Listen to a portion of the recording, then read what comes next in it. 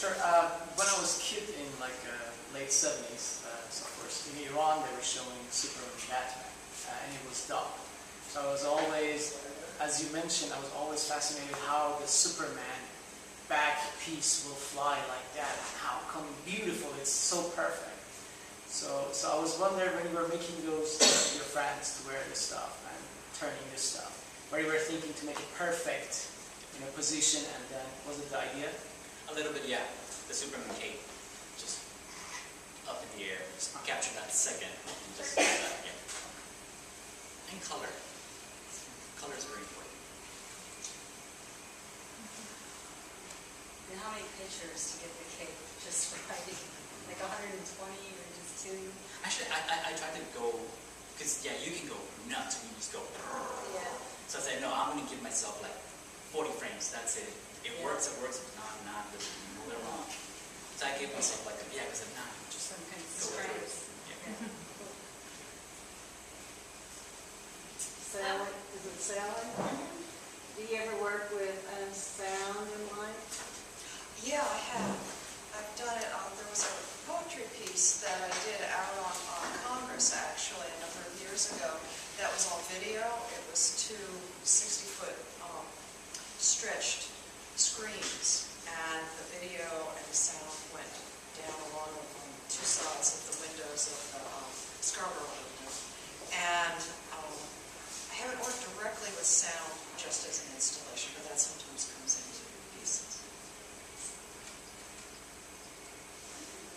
I'm curious how much the response of the audiences at a gallery show or critical write-ups have informed and influenced the work that you do. I'd love to hear from whoever would like to answer. All of you would be great. I'll start. Since I've had no real critical review, I'd say none whatsoever. No, even if I had, been published like crazy, I don't think I could allow it to interfere with my, what I'm trying to do or say. That hasn't been the thing I'm faced with, so honestly, I can't tell you. But I would want to tell you, not so much. I've been influenced for my work. For me, it's been like getting critiqued and things written about my work for me. It's a really great way to create an artist statement.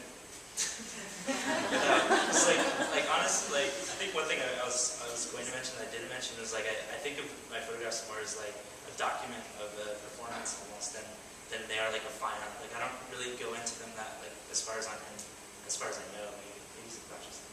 Like thinking like, oh, this is going to be like this beautiful print, or this is going to exist like this. It's more just like I really just want to like capture the essence of somebody. So I kind of wait till somebody else tells me what it is, and then I say, yeah, what's that? So that's a good influence too. Well, people said some stuff about my work, and some like it, some don't, but that doesn't really affect me. But no, not. I really just want to do what I want to do. If I'm happy with it, that's it. If you like it, great. If not, But yeah, I don't really let it affect me too much. It's their opinion. And often what I find is that people are more interested in knowing about the technology and the technique, and so those end up being the questions, and I try and help with that as much as possible. But as far as the contextual or the subject matter, it really comes from other places, and so I allow that to come through. Sure. Terri, I love the way that the dead skin and the fetal ashes make me uncomfortable. What is it like to work with that? With my skin and ashes? And the ashes. And how do you collect your How skin? do you collect Yeah, I was kind of curious. I don't know.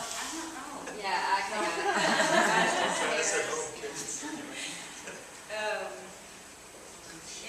I think I was just aware that I had this really gross compulsion early on that was inherited. And what was interesting is the movie that I did was titled Wolf Trap Motel, because it was actually filmed in Wolf Trap Motel in Virginia. That was the name of it. was only years later that I realized that when I started to really research this obsessive compulsive disorder that I inherited, it was related to wolf biting disease, which is sort of like where you feel the roughness of your skin and there's the compulsion to clean it. And my thinking in doing the video was the wolf trap scenario is where the wolf gets in the trap and it has to gnaw its arm off to free itself. So I was kind of thinking of how in society we get caught in a trap and what we do to get out of the trap. But I don't know. It's not a big deal. I mean, I don't think I'm like super deranged or anything, but I was just really going, okay, I just do this thing. And when I'm painting with these, the substances that I paint with will actually, and I'm always taking rags and rubbing off paint, so I'm not wearing gloves, and so it actually bends the skin and creates skin that, I can almost clean, or the cuticles around my nail, and I just started noticing that I was doing this early on, and I just started saving. I know it's really gross, but I was saving it because I save a lot of things, and I do stuff with them later, and it took, 12 years later to figure out, okay, I'm going to actually use this skin now. The jar is full. There's no other place to put the skin.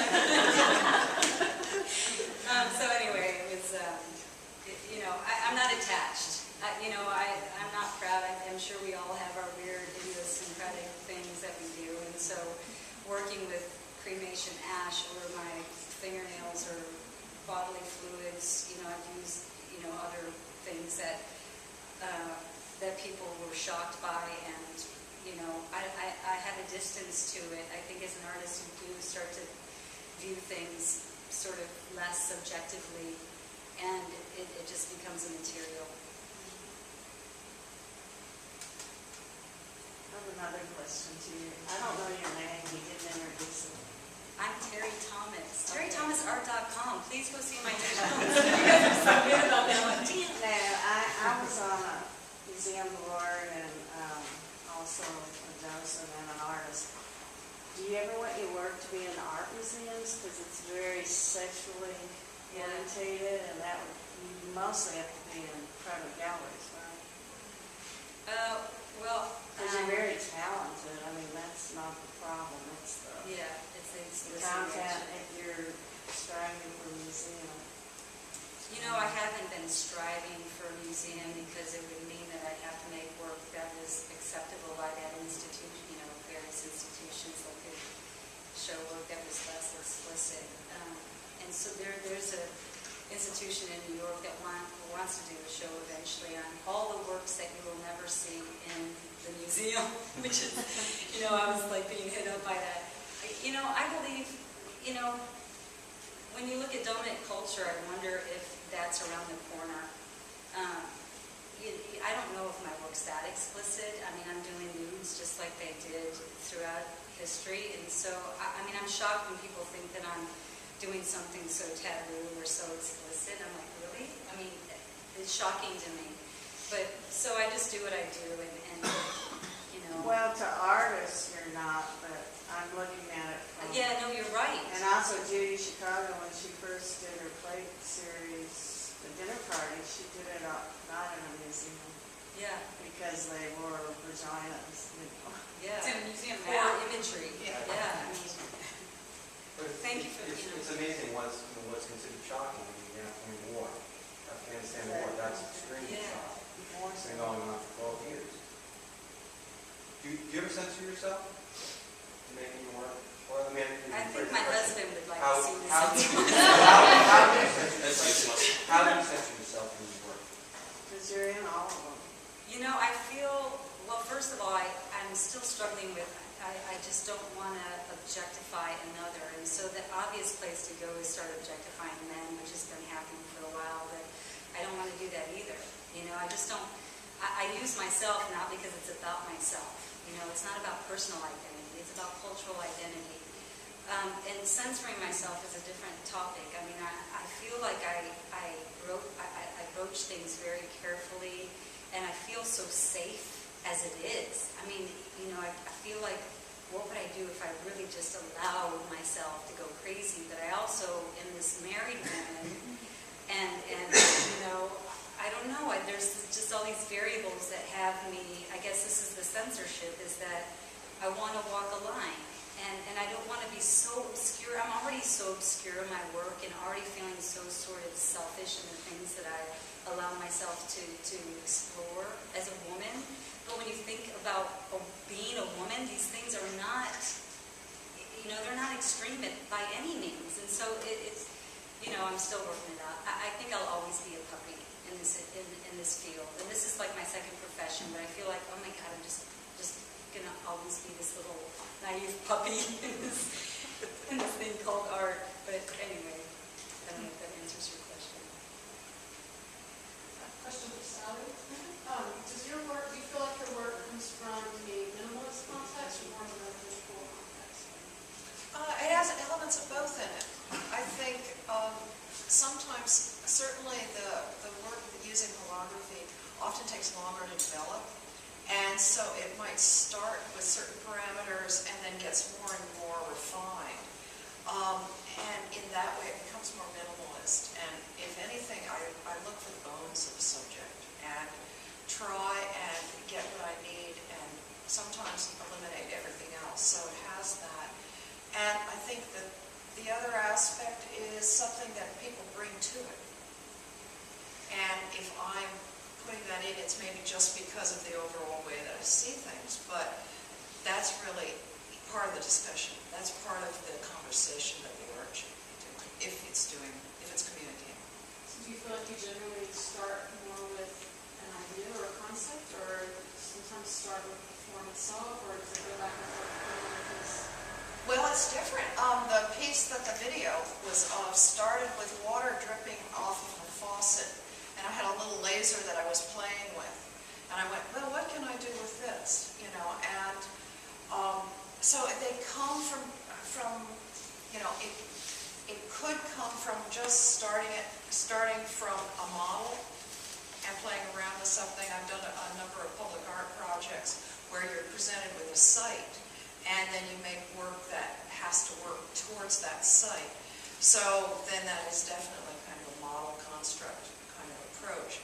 But like the leaves and things, they just simply kind of happened. I wanted to do something that was immediate, and doing something that was sort of photographic but immediate, that I could see in a short period of time and still play with and still work with in sort of a painterly fashion. It's really